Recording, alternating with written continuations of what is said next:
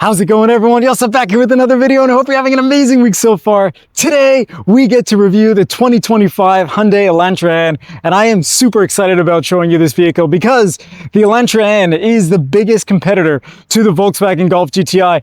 But the question is it worth buying? Is it better than the GTI? Well, today we're going to find out. But before we get into the video, if you're new to the channel, my name is Yosef. I happen to be a car enthusiast with 3 kids, and I used to sell cars in the past. So if you're interested in my perspective, please subscribe. All right, now on with the video. So let's talk Elantra N. Now, if you would have asked me a few years ago, what performance brands come to mind, Hyundai would probably not be at the top of the list. But in the last few years, Hyundai has spent millions of dollars investing in research and development and trying to create this performance brand called the N line. And you may have noticed them. There are a few different models out there right now with the N badge, but it's not just a badge. You see, Hyundai has spent a lot of time and energy trying to figure out how do we create this amazing brand for us so that car enthusiasts who are interested in excitement and driving dynamics and performance, how do we get them on board with the N line? Well, what they've done is they've cherry-picked a few of the senior people at BMW's M division and Mercedes AMG division to help develop this amazing brand.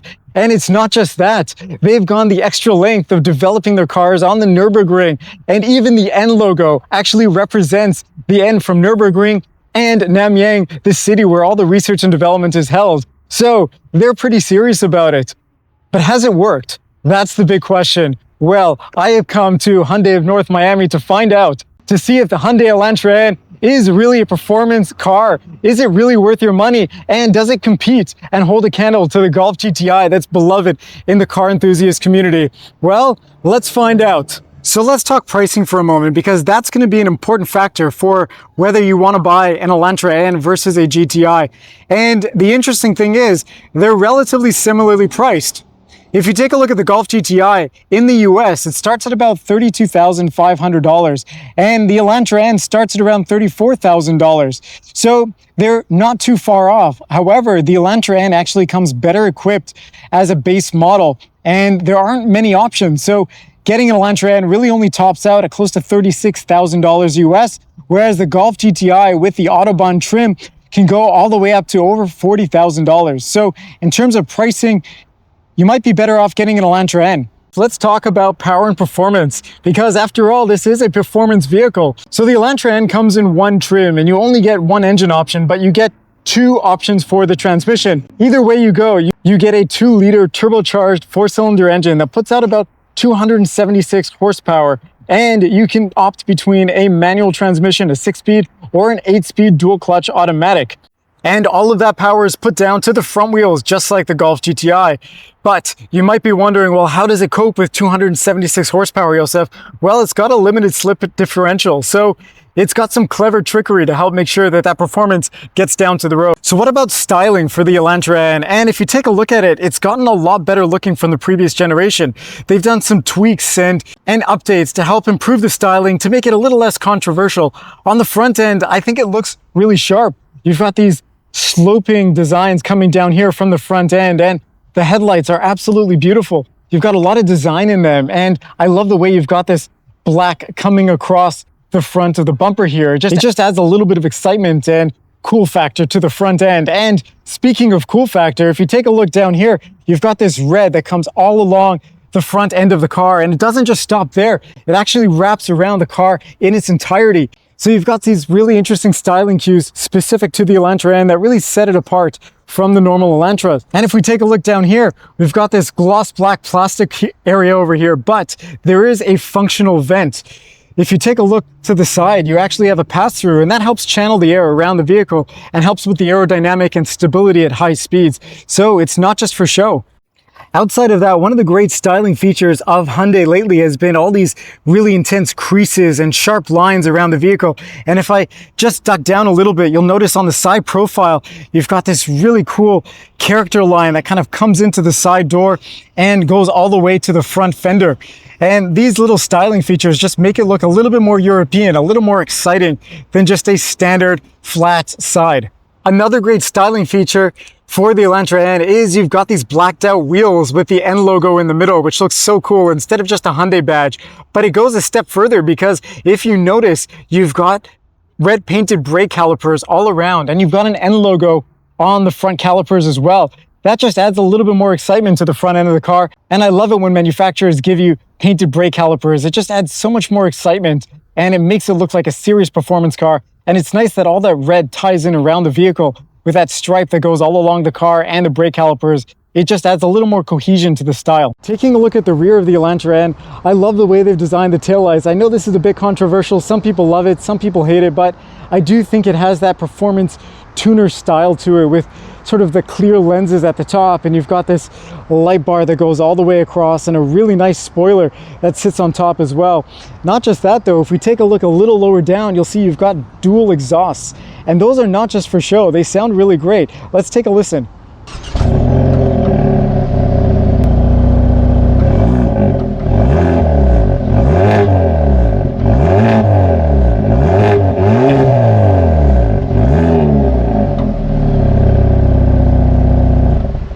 All right, let's take a look at the inside of the Elantra N. And when we open the door, we're greeted with a really cool looking door card. You've got these 3 stripes that are sort of etched into the Alcantara, this suede over here, and they look really cool. That's the mark of a performance car over here. They kind of look like tread marks from tires that look really, really cool. And we've got some soft touch materials over here as well. You've got a little cubby over here to put some change, and you've got some nice flat black plastic switchgear. Now they do feel a little cheap. They're not as nice as the Volkswagen Golf GTI, but they are very nice that they're backlit and it's very simple to use. You've got a metal black door pull over here, and you've got a speaker tweeter down there, and you've got a Bose sound system lower down. The one thing I wish it would have done to make it a little bit nicer is to give us a metal speaker grade instead of a plastic one. But other than that, it is really nice to have that. And the cubby down here is relatively small. You can fit a water bottle, but nothing too exciting down there. Things get really exciting is the seats. Now take a look at these integrated headrests that are built into these beautiful bucket seats. They look so nice, and they're lined with Alcantara, so they're very soft and very smooth, and they will hold you in place going on the track. And you'll notice here that we've got an illuminated N logo, which just adds a little bit more excitement to the ambiance of the car. And I love all the blue stitching that we've got around here. It's so nice to see the contrast stitching. It just elevates the interior. And again, you've got these slashes or these lines that go across, and if you'll notice, the fabric in the back is actually blue, so it gives you a bit of a two-tone look just for the back of the seats. And I think overall those bucket seats look amazing. There's a lot of bolstering and they look very comfortable. Moving to the inside of the Elantra N, and sitting behind the driver's seat, we've got a really nice chunky steering wheel. It actually feels very thick and similar to the Golf GTI. And you'll notice that you've got a lot of design elements over here. It's not just a simple plain old Hyundai steering wheel.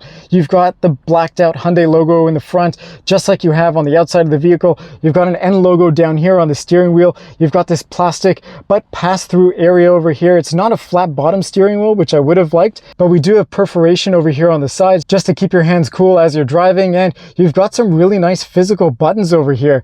You've got an N button on this side and an N button on that side, and you can customize them, and it looks very cool. And this NGS button, which we'll get to a little bit later on. But generally speaking, the materials for the steering wheel, they actually feel pretty good. There's a nice click to the buttons, and even these little toggle switches feel really good. And generally the fit and finish here is quite nice on the steering wheel. Everything sits properly. There's no creaking or weird things going on. And you've got some beautiful blue cross stitching going along the steering wheel as well, just to add a little bit of dynamics to the steering wheel. And you've got paddle shifters because this is the dual clutch automatic. So you've got these small plastic paddles back here, but they are very nice, very similar to what you get on a Golf GTI, but these ones are colored and not just flat black. Overall, I love the design of the steering wheel. It looks great. Other than that, there are a few really beautiful styling cues over here. Number one, you've got a digital gauge cluster, and you've got this really nice section over here that apparently is a magnet. You can stick stuff on there if you want business cards or maybe your kids' pictures, things like that. And you've got this blue line that sort of accents all of the air vents and goes all across to the other side of the Elantra N's interior, and it looks very cool. You've got a really nice display over here, and you've got a lot of blue and gloss black plastic and other physical buttons around here just to add to the functionality of the interior, but we'll get to that in a moment. First, I want to bring our attention to the digital gauge cluster. If I zoom in, you'll notice that you've got a very nice color display. It's a relatively high quality screen. I would say that the black levels are actually pretty good. There isn't a lot of pixelation. It looks really nice and high quality, and you've got a lot of functionality in here. You can change between all the different trip computer type stuff and performance figures, things like that in the middle, and it works really well. You've got a lot of performance figures in here. You've got a G meter, you've got a lot of other really cool telemetry. If you wanted to go on a track and start a lap time, you can do that as well. So they really thought about making this a performance car, not just in terms of looks, but also in terms of features and things that you might want to have. The only downside about this digital gauge cluster is I feel like there isn't a whole lot of customizability in here. Even when you change the drive modes, you don't get any new displays or anything interesting and exciting. It would have been nice to have, you know, something special for the sport mode instead of the eco or normal mode, and just to be able to make use of the real estate in this digital gauge cluster and maybe have a full display map or something like that. But otherwise, it is a very nice display and it functions pretty well. Now, taking a look at the main display over here, you'll notice that you've got a really nice sized one over here, very similar to what we got on the previous generation of the Golf GTI. And I have to say, it's actually very responsive and it looks really nice. I even like this home screen, which gives you the map and the time, and it is kind of relaxed and quiet. It's not in your face and loud with a lot of colors and tiles and things like that. But when you take a look over here, things are very intuitive. You can change different elements of the display, which I really like, and you can have different profiles set up for the different users. And you've got very easy controls getting into the climate controls or anything else that you may want to play around with over here. And the nice thing is that you also have redundancy because you've got these physical dials and buttons down here, so you don't have to remember where everything is in the main display. You can click on maps and right away it brings up the navigation system. You can click on the radio button or media or raise and lower the volume over here, and that's something that I really appreciate and value. It's nice to have technology, but it's so much easier when you have the ability to use some physical buttons for controlling some of the different features here. And you'll notice down here you actually have a separate display for the climate controls. So you've got some physical dials over here to change the temperature, to put the air conditioning on, the fan speed. You can even put your heated seats on over here. We don't have cooled seats, but you have some very quick functions, which makes it a lot easier to live with on a day-to-day basis. That is one of the things that people really were frustrated with the Golf GTI and Golf R, is that everything was integrated into the infotainment system. Here you've got a nice balance between having a beautiful screen but also having the physical dials and buttons. Now, I will say that the dials and buttons over here don't feel as high quality as some of the interior features in the Golf GTI and Golf R, but they do look very nice and they function very, very well. Taking a look a little bit lower down, you've got a power outlet over there. You've got some USB charging, regular USB-A and Type-C, which is nice. And of course, this is the automatic transmission. So you've got your shift knob with the blue stripe going across and the perforation, which looks really nice. If it were my car and I were buying this, I would definitely opt for the 6-speed manual, but it is very nice that we've got a cool looking shifter over here. And you've got a button dedicated to your parking sensors and the cameras, and your drive mode button is there as well. And just down here, you've got a wireless charger for charging your cell phone, and you've got some raised areas so it won't get as hot as just a flat mat. Now, taking a look at the rest of the center console, you've got some flat black plastic over here, some rubberized material, and you've got this really chunky grab handle. The only thing is it feels a little cheap. There's a little give in here, so not the sturdiest thing in the world, but it does look really cool that we've sort of cornered this off. This is the driver's section. This is where all the performance happens, and that's very cool.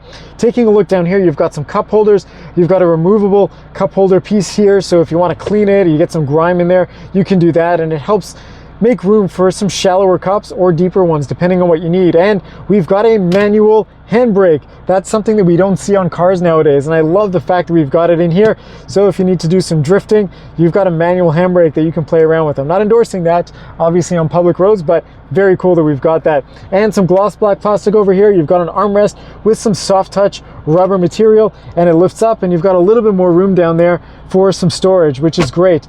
The only thing is I wish we had that sliding and sort of ratcheting armrest that we've got in the Golf GTI, but Can't ask for that. Most cars don't have it. It does look very nice and clean and modern over here, and generally it gives you a very sporty feel getting into here. If we take a look a little bit higher up, you'll see we've got a relatively rimless rear view mirror. You've got all of your lights, dome lights, and sunroof controls back here, which is very nice. And you've got a small sort of regular sized sunroof, and it does close. So if you want to keep out of the heat, you can absolutely do that. And it's very nice that it opens. Other than that, very nice materials up here. It feels nice and soft, and generally I would say the build quality up here is pretty good as well. Other than that, nothing too exciting up here, but it does look very nice. These are some physical buttons for the dome lights. No touch sensitive stuff that's going to go wrong like in the Golf GTI. Okay, one last thing to talk about here before we move on to the back, and that is this NGS button. I told you that we'll come back to that later. So what is this NGS button? Well, if you press on it, it'll give you 10 extra horsepower for a period of time and make the shifts even quicker. So if you're going on track and you're trying to get the best possible lap time, or maybe you've got some friends that are trying to slow you down and you want to pass them on the highway, press that button and see what it does. Now, taking a look at the backseat area of the Elantra N, if we open the door, we notice that, well, not quite as nice of a door card as we had in the front. We're missing those 3 lines, but we do have the really nice Alcantara over here. A bit of a simpler door card and sort of back seat area. This is a hard plastic over here, no soft touch for your elbow and armrest. You've got your window control button. You still get that little cubby for opening and closing the door, and you've got a spot here for a cup holder. And of course, we've got the speaker grate. No Bose sound system logo on there, unfortunately, but overall a very functional door card.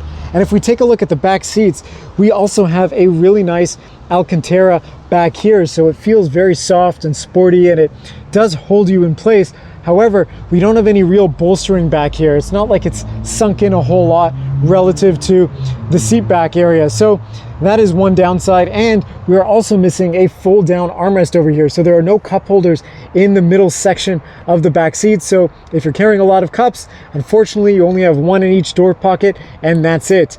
Speaking of things that are missing though, if we take a look down here, we don't get any climate control vents. That is one thing that we have on the Golf GTI. We're missing that over here. However, we do have some really nice USB Type-C charge ports, so that's really nice. And the general sort of legroom situation back here in space is really good. There's a lot of space back here, and the fact that the seats are kind of carved in and they're very thin bucket seats, that gives you a little bit more legroom, and headroom is plentiful back here as well. So well done, Hyundai, for that. Last thing to mention about the back end area over here is that we still have the really nice blue contrast stitching going along the seats. They could have cheapened out and gotten rid of that, but they didn't, and that I really appreciate. And if we take a look down here, we have the ISOFIX points for the car seats, but it is a little bit difficult to get through, and I imagine shoving in those car seat locks are probably going to damage the little piece over here. I'm sure that's not too expensive to replace, but it would have been nice to have a little plastic cover over it just to make sure that your beautiful seats back here don't get damaged. Taking a look at the cargo area of the Elantra N, you'll notice that they've actually hidden the trunk popper very cleverly in this black piece of trim. So you don't have any ugly buttons to take a look at. You just press that, the trunk pops open electronically, and you can lift up the tailgate, and you'll see you've got a lot of space back here. Not only is it a really wide opening to get stuff in, but you also have a very deep trunk, and that's a really nice feature to have in a car like this, because at the end of the day, it is still a compact sedan, and it's a practical car to bring your family around in. However, there is one thing that's not super practical back here. You can fold the seats down. As you'll notice, you've got a pull tab over here that allows you to do that, but you've got some red metal bracing back here just to add a little more rigidity to the structure of the vehicle, and that sort of takes away the purpose of being able to fold down the seats. Unfortunately, you won't be able to take a lot of space back there for putting stuff in and loading it all the way across to the back seats, but it is very cool, it looks nice, and let's be honest, if you're buying a performance car, how much stuff are you going to haul around in here anyways? So that is very cool. You don't really have any other storage under the load floor, and this piece does feel a little flimsy, unlike what you get on a lot of other vehicles that I've tested. The big question is though, how does it drive? Okay, so how does the Elantra N drive? Well, let's find out.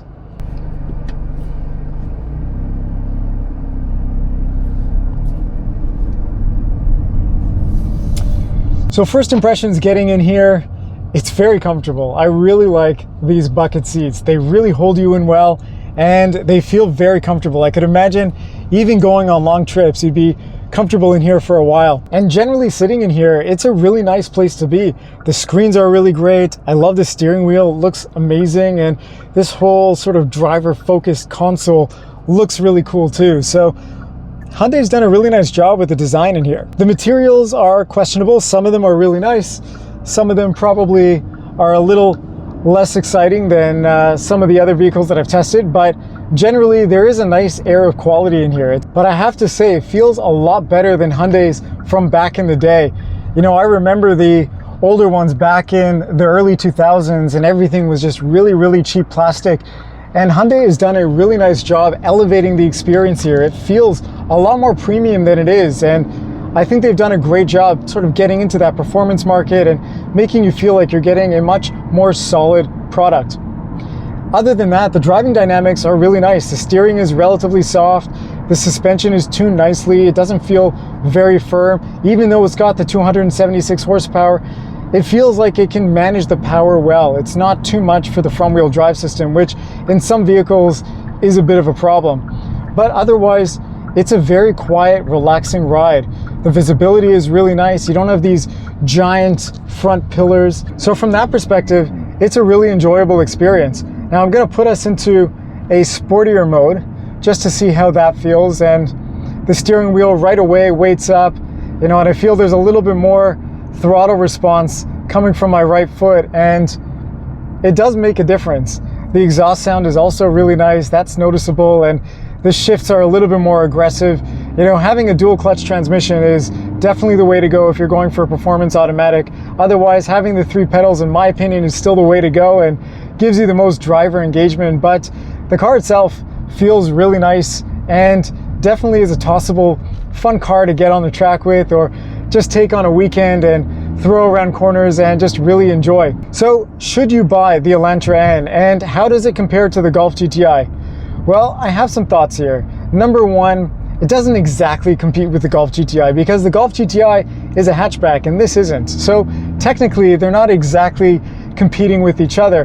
However, they both share the same sort of front wheel drive performance driving car space. And as such, they actually drive relatively the same. The Golf GTI feels a little bit more refined, a little bit more quiet and relaxed. And so that just brings me to think, if you want something that's a little bit more edgy, something that's a bit more fun and less grown up, this is probably the car to get. I mean, from the styling to the exhaust to the way this car handles, it just feels a little bit more rambunctious. It feels like a car that's gonna just put a smile on your face a little bit more than the Golf GTI, even though the Golf GTI is such a great car. And for that, I believe both vehicles sort of hold a different purpose. The Golf GTI is the more mature fun. It's the car that is not gonna really shout at people and tell them, look at me, I've got a really fun performance car. It's really for the driver. It's somebody that, you know, wants something that's fun for the weekends, but wants a grown-up vehicle that will do the daily activities really, really well. This car, I believe, is positioned more for the person who says, I want to get into a performance vehicle and I want people to know that I'm driving a performance car, but I don't really have the money yet to go into a BMW M or a Mercedes AMG or something a little more exciting. I want something that'll just kind of get me into that performance world. And the Elantra N, I think, does a really, really good job of that. I mean, you get in here and it makes you want to drive fast. It makes you want to feel the performance and enjoy it a bit more. And you've got that big spoiler on the back, and you've got the loud design outside and all the really cool buttons that make you feel like you're in a cockpit over here. And it gives you a slightly edgier feel, something that makes you feel a bit more youthful and fun and exciting. So should you buy an Elantra N? Well, it's a good question. I think as a performance driving vehicle, it's definitely better than the Honda Civic Si. In my opinion, it's even better than the WRX. And the fact that you've got an automatic and manual transmission option means that anybody can get into this thing and drive it. You don't have to be intimidated by the fact that you only have 3 pedals. And it does a lot of the daily stuff really well. You are missing some important features, in my opinion. I mean, you don't have cup holders in the back or an armrest. And again, some of the material quality is not as good as you would like it to be, and you're missing vents in the back, and you can't really enjoy the fold down seats in the back because there's that brace back there, but otherwise it's a really fun car. This car prioritizes performance and driver enjoyment more than the practicality, but because it's based off of a compact sedan, you're still not losing out on most of the practical features. So from that perspective, it is a really good all-rounder, not quite as good as the Golf GTI, but if you're looking for the fun factor and something that will give you that driver enjoyment and experience, this is the one to get. If you want more refinement and more practicality, 100% go for the Golf GTI, but even in terms of price, you're getting a lot of bang for buck over here. So it's a good deal. Now I'll give it a little pull just so we can get an experience of what the performance is really like in a straight line once we're clear of all the traffic and people around us.